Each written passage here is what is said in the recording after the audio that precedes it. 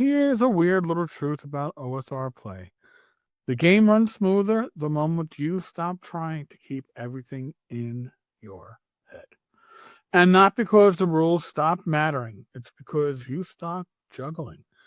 And that's what tools and procedures are supposed to be. Not chains, not something to hold you back, but handles to help you up and help you out. But most of us have had this happen. You see a clean procedure, some method that looks sharp, and you think, yeah, I should be doing that. And then you look at your real life, your campaign notes, your players, your table, and the way it already runs, and suddenly that helpful tool feels like homework, which is backwards, right? The tool was supposed to lower your stress, not add a new thing to feel guilty about. So, I'm going to be about as plain as I can be when I say this. These tools are meant to empower you, not to overwhelm you.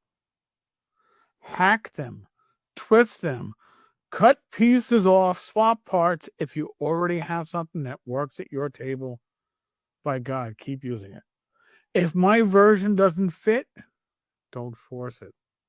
Because fair and fresh doesn't come from copying a procedure word for word. It comes from the table feeling like outcomes aren't arbitrary. And the world reacts like a world, a living thing. And you can get that feeling by adding one small tool at a time. And here's why this matters in actual play. If you try to bolt on 5 new procedures all at once, you don't get smoother sessions. Take my word for it. You get pauses, you get page flipping, you get second guessing, you get administrative time in the middle of the action.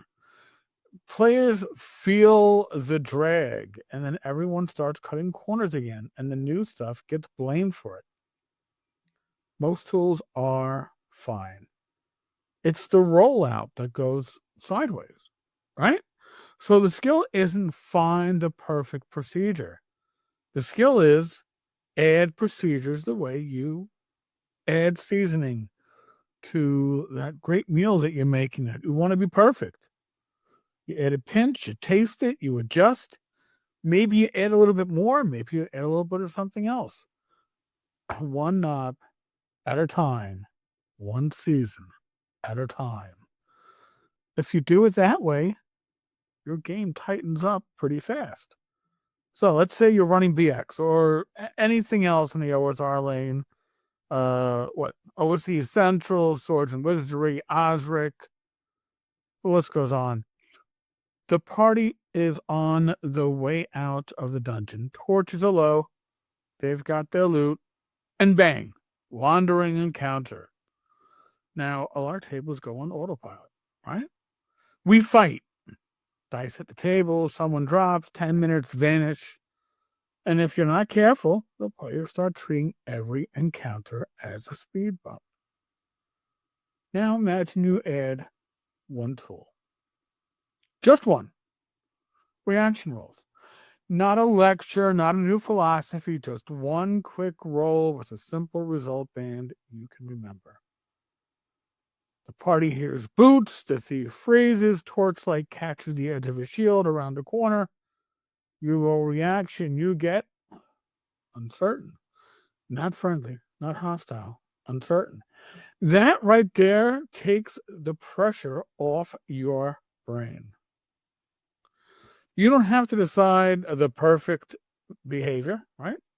In that moment, the tool gives you, well, it gives you posture. It gives you a sense of direction. Your job is to make it make sense.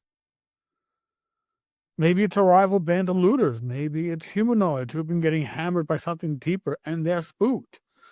Maybe they're watching the party like, are these people a problem or an opportunity? See, now the scene has options. You can talk, you can bluff, back off, offer a trade, offer directions, offer a lie, or do the classic. Pay a toll and live to crawl another day. And what did you add? One roll, once per encounter. It feels fair because you aren't just picking outcomes based on mood. It feels fresh because different results create different scenes. And if reaction rolls feel too swingy at your table, hack it. Add a modifier for behavior. Clamp down on the extremes. Only use it for intelligent foes. Use it once per faction per session. Twist the dial until it matches your table. And that's the point. Now, if you're thinking, okay, but I've got a dozen of these tools floating around, Tenkar, you've given me all this crap. What am I to do with it? How do I add them without feeling buried? And honestly, that's where a lot of people are going to trip up on this. Because the most common mistake isn't picking bad tools or the wrong tools for your table. That's not the issue. It's binging on the tools.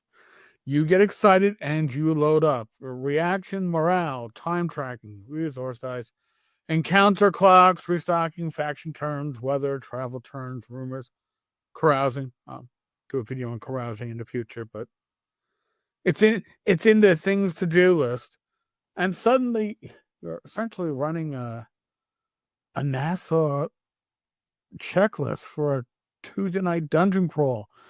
You're not sending a rocket into space. You are running a session of D&D. And what happens? You run it once, it feels clunky, you forget half of it, and you decide, you know what, procedures are not my thing. It's good, but not good for me, and that's it. Here's the thing. They are worth it. But you just took every tool and threw it out on the table and were overwhelmed.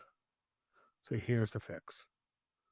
Start with what's bugging you, not what looks cool in a PDF. Pick one pain point at your table. What is it? Wilderness travel feels like a montage.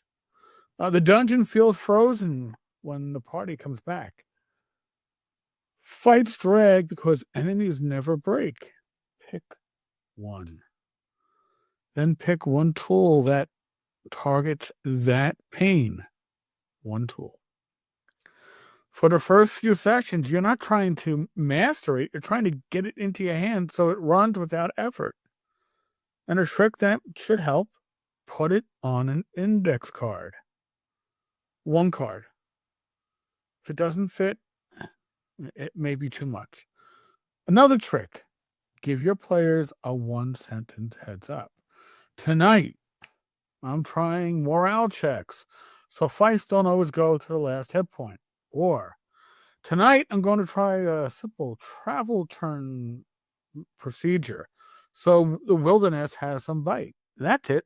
No speech, no OSR manifesto, and then run it for 3 sessions. Why 3? Well, not one. One session is noise. Okay. You could be in a bad mood. Your players could be in a bad mood. You're having an off game. Maybe it doesn't even come. You need a sampling. 3 sessions should give you a pattern. After session 3, you decide whether you keep it, tweak it. You could ditch it. And ditching isn't failure. That's you respecting your table. You don't keep a tool because someone online, even me, said it's the right way, because it might not be the right way for your table.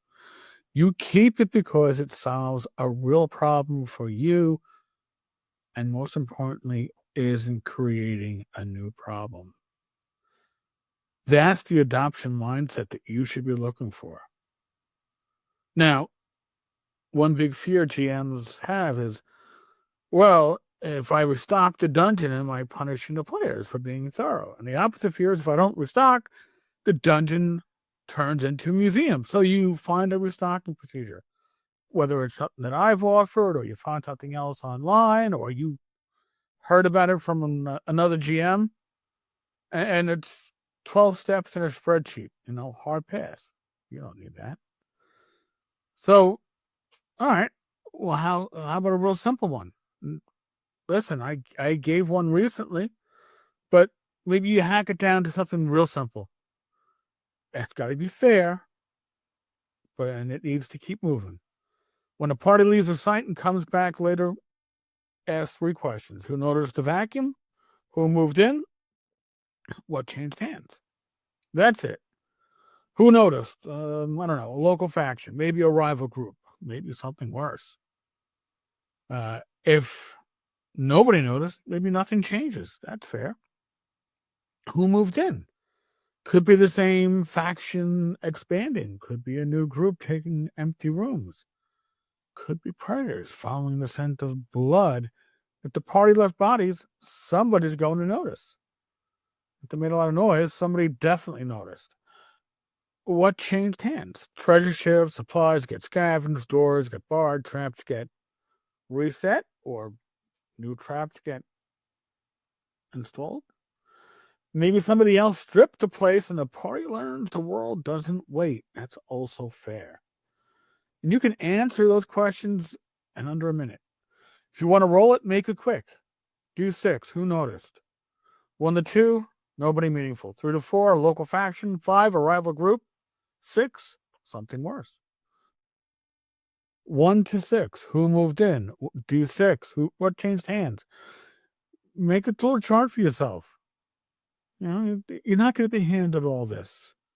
These tweaks, these procedures often work best when you tweak them to your table. Or, listen, don't even roll, right? You can use plain logic based on what happened last time. The point is, you're not asking, what is the correct restocking system? You're asking, what makes sense based upon what my players did? Okay? Consequences. That's what we're thinking about. You're not trying to choreograph, you're applying consequences. Now, I'll give you a little checklist version you can use at your next game. Step 1, name the friction. 1 sentence. The thing that slows my game down is monsters fight to the end, monsters never break, my party is carrying everything and the kitchen sink, whatever. Pick 1 tool that attacks that problem, that friction. Not 3, not 2, 1. 1 tool. Get that tool and put it on an index card. Write it out. Use both sides if you need to, but it's got to fit on 1 single index card. That is part of the mindset. Okay? So you can have your index cards available if you need to reference them, but you want to get to the point where you don't even need your reference cards. If you can't explain it to yourself fast on a single index card, it's probably too big right now. Maybe you want to put it to the side. Maybe you'll find a way that you can tweak it down in a way that's going to work for you. Give your table, give your group a 1-sentence heads up. Tonight, I'm trying X, so Y.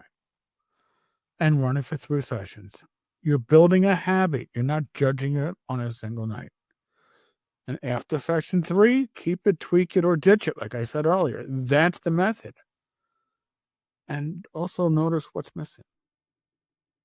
Guilt. The idea of perfection and the idea that you have to run the full version of anything. Because the moment you feel overloaded, you start cutting corners, and that's human. So the goal is simple. Make the tool smaller than your stress. And if you're already running a bunch of tools and procedures, great. But if it's getting heavy, the same rule works in reverse. Remove one tweak, remove one procedure at a time. Drop the tool that causes or costs the most attention for the least payoff. Okay? Or merge two tools into one track. Same tension, less to track. And if you're new to procedures, don't start with the biggest, most official thing ever. Start with the highest impact for the lowest load. I would go with reaction rolls or out checks. A simple time turn, depending on whether it's dungeon or wilderness or town. A tiny rumor table. A one-card restocking prompt. Small tools that create big changes. Because once the table feels it, once players realize that the world reacts, that resources matter, that not every encounter is a fight, that's when the game, your game, your table gets that old school bite without you doing more prep. And that's the target, right? That's why I do these videos, to offer you faster, cleaner play that still feels fair and fresh. You don't need to become a procedure person. You need one or two tools that solve your real problems in a way your table actually plays. Hack and twist. Admit what doesn't fit. Keep what works. Add tools and procedures like seasoning. One pinch at a time. If this helped, please consider subscribing. I put out practical OSR stuff like this pretty much all the time. And I try to keep it usable at a real table, not just to look good pretty on paper, not just to sound good as I talk about it on these videos. It should work at your table. Thank you, and God bless.